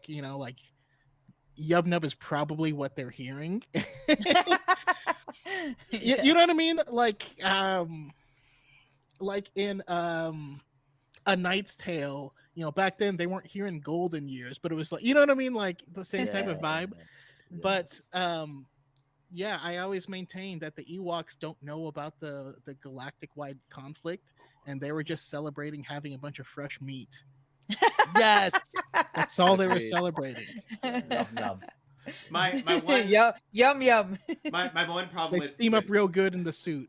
my one problem with the Yub Nub ending is that is that the editor, whoever edited the Yub Nub, did not have Lando clapping on time.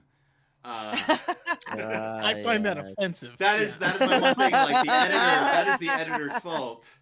You should have had Lando clapping on time. Lando has rhythm. We all fucking know that. Yeah, I mean, that all was the people, it's gonna be Lando. that was defamation. That- Like Lando's the only one that you like wore the capes and like went to the clubs and he was the cool. He was the cool motherfucker. So you knew he had it going on. It was not gonna be Oh, Luke. yeah, rhythm Luke and- was the last of person that was course. gonna have any rhythm. Oh hell, no. Luke would have been like, for shit. wait, shit, I keep missing it. I got my Chanel boots dirty. Do you think Luke stayed watching his father's pyre because Ewoks were like, "You barbecuing? Something smells delicious." Ooh, I want some of that dark side meat. Yeah. No, that's actually a white meat. Well, yeah. Why is there It's plastic like on my when you meat? double fry chicken, right? Like it already had a nice char from a while ago. And then, Reheating the leftovers. It was aged finally for 20 years. Oh my god. that whole Oh, shot, from what I shit. hear, was filmed like later on.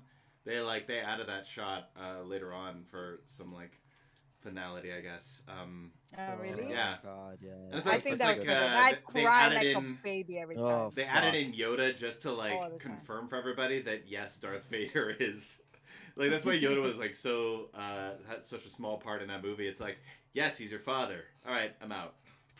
Okay, bye. Confirmation. Yoda didn't Dude, even that want to thing had answer. me. That's what Yoda I'm was like, saying, yo. That whole fired. conversation is so like, it's like, Yeah, what? yeah.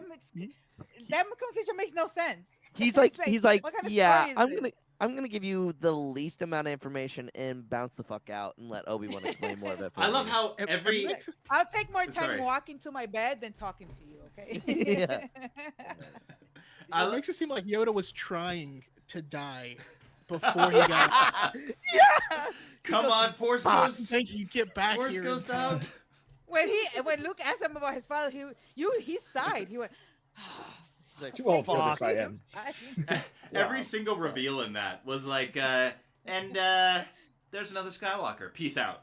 Okay. And Yeah, then, and to hide you from your twin sister. Like, without actually telling the person what's going on. It's like, Oh, it's fucking feeling the great. gate. And like he the, could have just the said, force "Leia's is, your sister." the force That- is no, strong it in was my so hard. family. I have it. My father Oh, has it. you My But I will sister say- has it. But I will say this: if Hey. it weren't for that line or those consistent lines, we wouldn't have the best voiceover for a trailer ever. For what they That's used true. that for Oh, yeah. the Force Awakens first trailer, holy shit! Just hearing that makes me like, it's amazing. I love that. Oh my! What is Carrie's line there? So the way she performs it to me always makes her sound like a black woman. And she's like, "And Vader's here, didn't leave this place." Like the cadence with which she says it, always, it always. Oh fuck yeah! Run away! If he consents, you leave this place. Leave this place. Leave this Oh place. god! Now I can't unhear Re-listen it. to it. Choco, I damn can't- it! Now I it's gonna be in can't my head. unhear it. She was the beginning of Ebonics. Is that what you're telling me, Choco? I'm just saying, there's that. I mean, Leave James this Earl place. Jones was her father, so.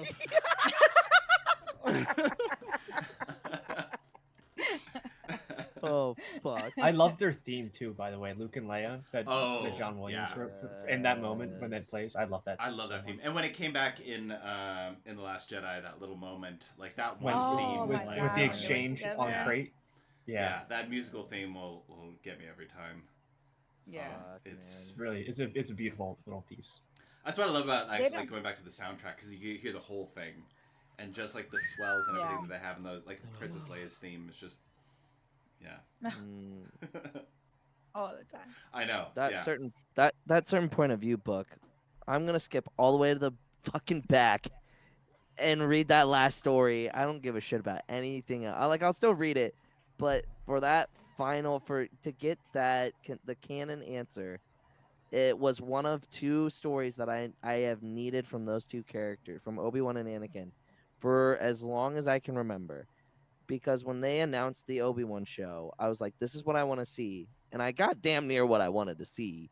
And now this other story, like I hope they take a little bit of which it's it's not the Journal of Obi-Wan, it's the Beth has it. It's the picture, it's like Obi-Wan's life, but it's intertwining with Anakin's. I don't remember what book it is, but it's like the cover is of Hayden and Ewan, like inner lightsaber clashing. I don't know, but like they have that moment in Return of the Jedi where he goes to the Netherland of the Force, and Obi-Wan's like he's like Anakin's so apologetic, but like Obi-Wan's like, okay, we don't have time for this shit right now.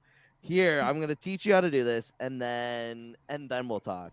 And I Bro, hope I'm it's sorry, man, but man, we Yeah. don't have time for that. You got We the don't- Force we don't- Ghost for your son Yeah, in like yeah, 5 yeah, minutes. yeah. You gotta pull We this don't have- together. You can't be doing this shit right now, man. But You know what? The thing that struck me recently is what, and while I love things with time travel, this is always something that always becomes an issue. And of course it's not time travel, but as we learn in like season 6 of the Clone Wars, you know, the living force, when you pass away, you pass back through the nether to like the wellspring, and then the cosmic force, whatever. But if you're passing through the nether or virgin scatter or world between world or place between places or whatever you want to call it, it's outside of time and space. So then it doesn't matter. There is no, we don't have time for this. Like, you got nothing but time, right?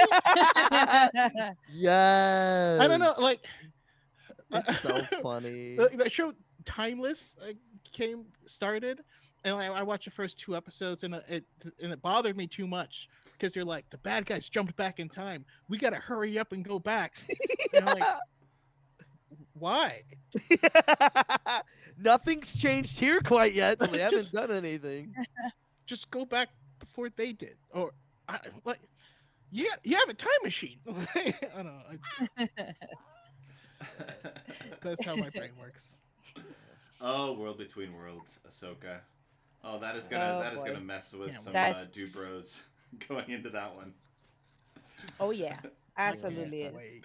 We don't have time for that. Guys, just yeah. uh, I was Nick, gonna, I'm so sorry. Yeah, please. I was have gonna to make head my out. I'm final so stuff. sorry. Okay. Thank you. No, I was gonna say, Vale. let you head out.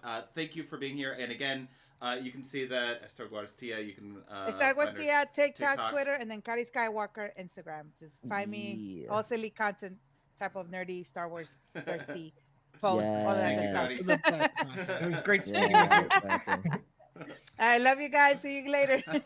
Bye, Bye. Dia. Bye. Have a good one. Bye. So, What do we want? Time travel. When do we want it? That's irrelevant. they're gonna retcon everything. Oh, jeez. No. Oh, now I could see. Okay, now I could see the both figures. Casey, you're. I wasn't able to see Leia. This one? Yeah. Oh. I love it. I do have the 1983 action figure. Yeah. That's of Leia. awesome. I tried to be on theme. No, it's perfect. I almost forgot to change my poster behind me. Yes.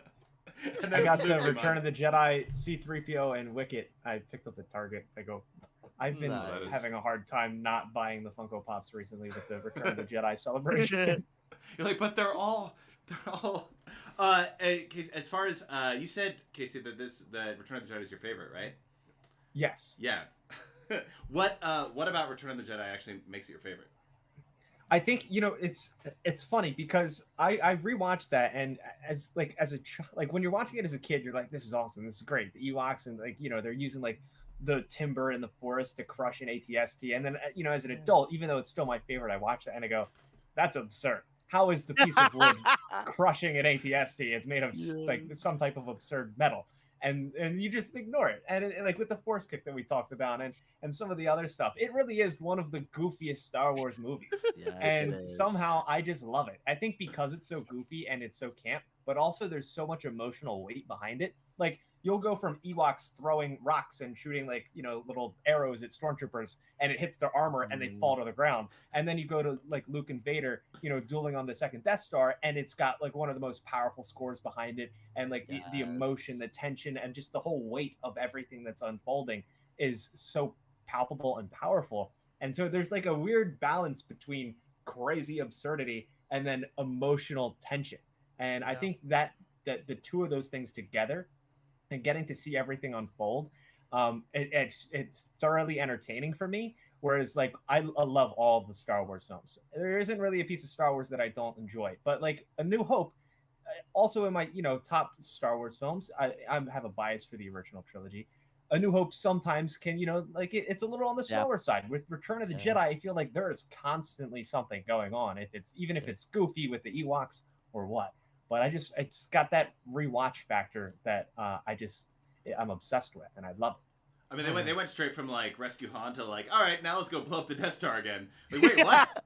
Yeah, Han had like no downtime. It's like Han went from like being also that to almost being like Sarlacc to like now we're gonna blow up the Death Star, like all in like 2 days. Seriously, and I love space battles, and so the Battle of Endor with Admiral Akbar, Mon Mothma, and like all of that going on with the second Death Star with Lando, that whole like sequence as well, and just the visual what is the right word? Clarity for like especially for 83, but like just the visual effects of that space battle I love, and I've been obsessed with, and like then you have like the Battle of Scarif, and like they have like similar ship models, and they're all crisp now and HD. But like you still look back at Return of the Jedi, and you're like, that still looks freaking awesome. Oh yeah, and absolutely. I love that so much. I mean, I could just imagine them like going into as Cesar talking about Ewoks, like as a kid, like the fact that they knew all of this depth was going to happen. It's like, let's bring in teddy bears. Let's and I understand that idea that it wasn't the people with the technology and all the machines and everything. It was the people who had something to fight for and who had that heart that will win in the end. And that kind of like basic like underdog story is classic, but it's there's so much to relate to. Yep. Yeah. I love that. And of course, poor Han. And the fact that like Harrison Ford by that movie was kind of like, just kill me off. Just and the fact that they had to talk him into doing Return of the Jedi because George he had told George, I feel like this is the best. I feel like this is where my character story ends. Like it's perfect. And they're like, well, Harrison, we kind of need you. Like, we'll throw a couple more bucks at you for you to come back. But then, because it's like, it's known, like, yes, is he very appreciative of Star Wars? Yes. But he will take Indiana Jones over Star Wars any day of the week. I love when they brought him back. Yeah. The Force Awakens. It was probably in his contract. You have to kill me. No, yeah, no, I think I that's need what a like he Honda. was like, I'm done. I'm done with the Star Wars thing, man. People keep asking me about it, and I cannot relate to it. I just feel like and like the fact that like his first like audition was American Graffiti, and he came in to fix a door. He was a carpenter. He came in and fixed the door, and George needed somebody to read lines for the other actors, and he just went with Harrison. Like that's crazy to me. They Uh, did manage to get him back for that little brief moment in Yeah. episode 9 too. I mean, the book ends Yeah. with that, with Force Awakens and Rise of Skywalker, and I understand, like, yeah, like they're just trying to make a bunch of cameos happen. But I did like that kind of bookend with that. Well, I that mean, change. in all honesty, like let's be honest. It was going to be Leia Yep. saying the same Yeah. things that he said to his father, to swap it, and Yep. you know what happened. But Yep. yeah, Harrison. I love how he just stumbled ass backwards into acting, and then ends up being, I mean, he's in the top 3 for highest grossing actor of all Yeah. time. He's up there. He was number 1 battling Him with and- Samuel Jackson for a Yep. long time. Yep. I think there might be some other people up there now, but it's just crazy. The highest grossing and grumpiest of Oh, all the, for of all the sure. actors. I walked For by sure. Harrison years ago, right by 3rd Street Promenade in Santa Monica. He was like walking with Callista Flockhart, and you could tell it was kind of their night out. Like, I was not gonna, like, you see the look on his face, and you're like, you know Harrison, you're like, not gonna say a thing, just going to appreciate walking by Harrison. Thank you. I ran into him in Yeah. Laguna, and like I had the same, like I ran into him once on the street, and then he went to a restaurant, and there was like a whole crowd of people standing outside looking in, and he just wasn't happy. But it was funny because this was like 15 years ago, and he looked ancient then. I mean, he's what, 80 now? He's yeah, somewhere around there. yeah, 81? Jeez, yeah. yeah. He's fuck, man.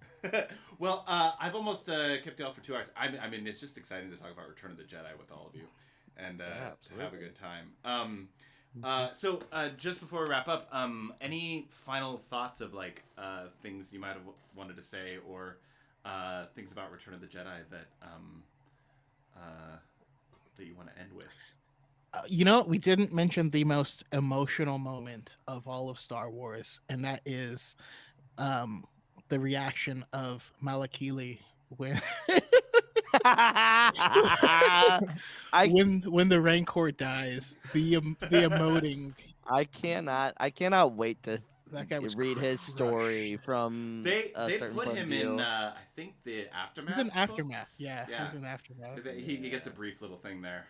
That But yeah, is I mean, when there was a meme going around the last couple weeks of like the saddest moment in Star Wars, and people were kind of stitching that. For me, it was like the Ewok moment where he's like, shit, oh like, shit! his friend. When they- Oh, That's Yeah, for me. that- When I was 4 that- years old, that's the one of saddest of all of Star Wars for me. Was I that. feel like when Dave Filoni was watching Return of the Jedi, he was like, okay, keep that in the back of my mind, and now every single Order 66 is gonna make you feel like that. That was the precursor. Thanks, It's George. nostalgia. Appreciate It's all about nostalgia. that was the right? blueprint. Anybody else? Any final thoughts? Wrap up anything? I will say this as a hot take. I think this is Vader's best movie. I think the way Agreed. he is used in everybody wants to say Empire because that's one of the ones that he is seen most in. But the way that Vader is used in this movie is just perfect. We get him in the first scene, and then we get him. I mean, we get his character in the last scene. He's the first person we see. Or no, that's not right. Well, kind of, sort of. Like he is the first silhouette that we see, and then he is one of the last things that we see in the movie. And his character is so well done. And then obviously the connections with Obi-Wan Kenobi and all of those things. That's why I genuinely like Return of the Jedi. Like, it's moving up there in my leaderboard because of the connections that Kenobi made with it. It's my number 3. That one Yeah. that one moment, the one line when he's got Luke's lightsaber, he's looking at it, he's like, "It's too late for me, son." Son. Well, that and the one fact line that right there. obey my master. Like, there's a yeah. yoke that he can't throw off.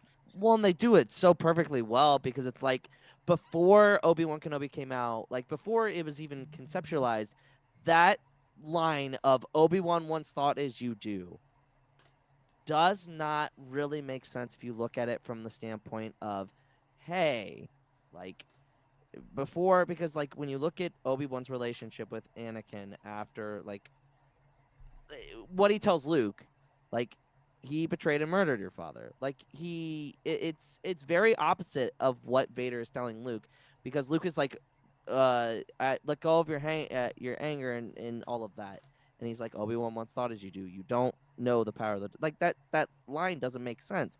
But now that we have that extra concept, it just it hits so much harder, for me at least. So There's just one more Kenobi connection, and then Yes. sorry for making this run long, but this has become one of my favorite scenes, if not my favorite scene in Return of the Jedi. Not my, it's just one of them, but this is for me the moment that Anakin stops lying to himself, or at least acknowledges that he might be, and it's when he returns to Palpatine, and Palpatine's like, "I told you to wait on the shuttle," and then Vader walks up. He's like, there's rebels on the moon, and I think my son's there." uh, and it's such a weird and kind of awkward and almost out of character scene for Vader for a Yes. specific reason, and that's why I love it. And then we get the great quote from Palpatine where he says, well, Vader's like, I've sensed him, and Palpatine's like, strange that I have not. So you know that there's something different going on there, Yes. and this is outside of what Palpatine's plans have been. Yep. And he says, I wonder if your feelings on this matter are clear, Lord Vader. And he says that line in Kenobi as well. But yes. I love that scene because it's Vader's first like, I'm doing this for you, Palpatine. But my son is waiting. Can I go see him? Yeah. He's gonna come see me. Oh, proud father moment. Yeah. Thank you all for being on, and of course, Casey, thank you all for coming on. I would love to have you back if you are willing. I just love geeking out with all of you, and it's actually nice to get to talk to you and not just see you in passing at Celebration once a year. Agreed. So, just kind of going around again, where we can find you. Luke. The Podwans on all social medias.